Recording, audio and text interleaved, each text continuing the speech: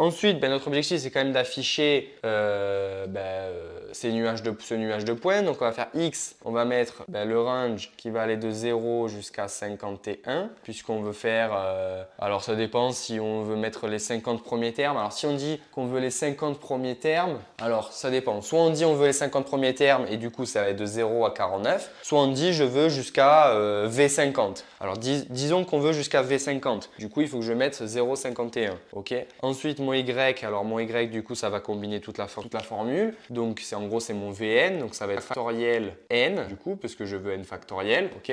Ensuite, je vais mettre fois 1 sur. Alors, sinon, je peux directement diviser, en fait. Je vais diviser, peut-être, c'est un peu mieux.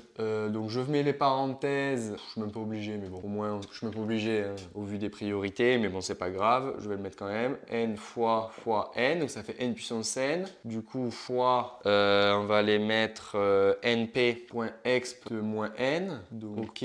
Donc là, j'ai n puissance n fois np exp de moins n. Et il me reste plus 3n. Plus 3 fois n. Donc, un peu long, mais pas si dur. Ok.